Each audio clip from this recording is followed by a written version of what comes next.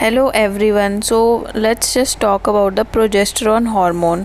That what does its function? इसके functions क्या होते हैं, ये क्या क्या important role play करता है एक फीमेल की बॉडी में, और इसके क्या क्या सिम्टम्स होते हैं, क्या क्या कॉजेज़ होते हैं, ये क्यों डेफिशिएंट होता है, और कुछ रिस्क फैक्टर्स।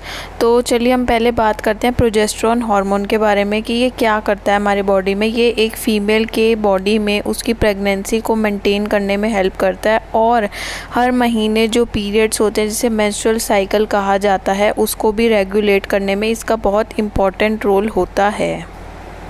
अब वो कैसे? क्योंकि ये एंडोमेट्रियम लाइनिंग को डेवलप करने में हेल्प करता है, यानी इसी की वजह से जो हमारी एंडोमेट्रियम लाइनिंग होती है फीमेल्स में उसको बनाता है ताकि हर महीने फ़ीमेल को पीरियड्स आ सकें।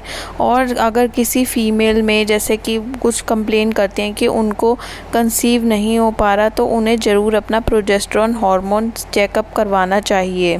ये एक ब्लड टेस्ट होता है सीरम प्रोजेस्टेरोन करके, but before that you must recommend your physician, यानी आप इससे पहले कि चेक करवाएं आप ज़रूर एक फिजिशियन से कंसल्ट कर ही ये सब करें।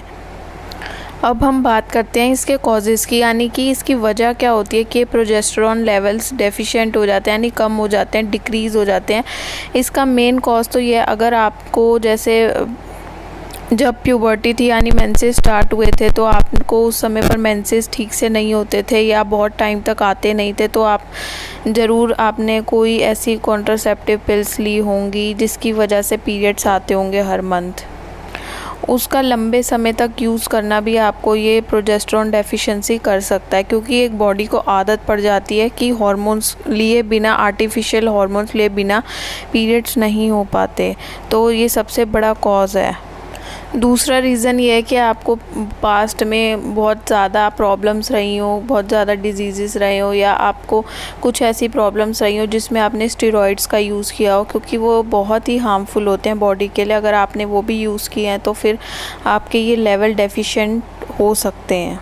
आपके एब्डोमिनल डिस्कम्फर्ट रहता है, एब्डोमेन कॉन्स्टिपेशन रहती है कभी, या डायरिया रहता है, तो उससे भी हार्मोन्स पे बहुत इफ़ेक्ट होता है। थायराइड की प्रॉब्लम रही है पास्ट में या अभी भी है, उसकी वजह से भी हार्मोन्स डिसबैलेंस हो जाते हैं, क्योंकि हार्मोन्स एक दूसरे से इंटरकनेक्टेड होते हैं। अगर एक हार्मोन में प्रॉब्लम है तो दूसरे में आएगी, फिर उससे तीसरे में आएगी, तो ऐसे ये साइकिल चलती रहती है हार्मोन्स की भी।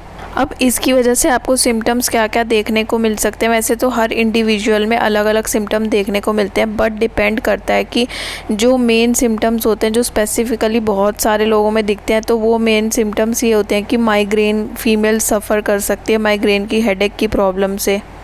वेट गेन हो सकता है, जल्दी जल्दी वेट बढ़ रहा है। हाई कोलेस्ट्रॉल हो सकता है, यानी कोलेस्ट्रॉल बढ़े जा रहा है दिन ब दिन, ऑल्दो इतना ज़्यादा इंटेक भी नहीं कर रहे वो ऑयली फूड का, जंक फूड का। बॉडी में एलर्जीज हो रही हैं, यानी अर्टिकेरिया और any of the skin problem. क्योंकि प्रोजेस्टेरोन हमारे मूड को भी कंट्रोल करता है, तो मूड स्विंग्स भी हो जाते हैं अगर इसकी डेफिशिएंसी हो किसी में फ़ीमेल में। और लॉस ऑफ लिबिडो तो होगा ही होगा। कुछ फीमेल में ब्रेस्ट में भी टेंडरनेस देखने को मिल सकती है, यानी उनको टच करने पर पेन होती है या बहुत ज़्यादा हैवी होती हैं, तो ये सब सिम्टम्स देखे जाते हैं कॉमनली। और बाकी और बहुत सारी फीमेल्स में बहुत सारे और भी सिम्टम्स देखने को मिलते हैं, बट ये कॉमन सिम्टम्स हैं विच आई हैव डिस्कस्ड नाउ। अब हम कॉम्प्लिकेशन की बात करते हैं कि अगर ये आपका प्रोजेस्टेरोन कम है और आप ये चीज़ें ले रहे हैं, तो आपका प्रोजेस्टेरोन कभी कम नहीं हो सकता आफ्टर टेकिंग मेडिकेशन ऑल्सो। अगर आप बहुत ज़्यादा स्ट्रेसफुल रहते हैं तो ये प्रोजेस्टेरोन के लिए बहुत बुरा है, किसी भी हार्मोन के लिए बहुत बुरा है। दूसरा ये कि आप स्मोकिंग कर रहे हैं और टाइम पर फूड नहीं ले रहे, यानी आपका टाइम नहीं है कोई मील लेने का, और आप खा भी जंक फूड ही रहे हैं ज़्यादा, और स्मोकिंग कर रहे हैं, अल्कोहल ले रहे हैं, ये सब बहुत बुरा असर डालते हैं और ये हार्मोन्स को ठीक होने नहीं देते। अगर आप मेडिकेशन लेते हैं तो थोड़े टाइम तक ठीक रहता है, but after that this happens again. तो आप होम्योपैथिक भी इसमें ट्राई कर सकते हैं, homeopathic medicine which are very beneficial in these cases of progesterone deficiency.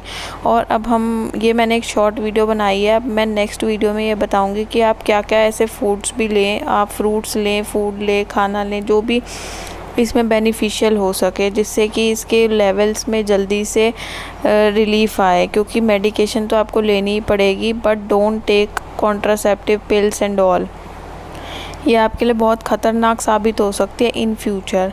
तो ये कुछ प्रिकॉशंस और ये कुछ बातें इंपॉर्टेंट थी जो मैंने डिस्कस करी एक शॉर्ट वीडियो के थ्रू, बट इन आने वाली वीडियो में मैं ये बताऊंगी कि आप क्या क्या ले सकते हैं और इसको कैसे मेंटेन रख सकते हैं, और होम्योपैथिक फिजिशियन से ज़रूर कंसल्ट करें regarding this problem. So thank you, don't forget to subscribe my channel.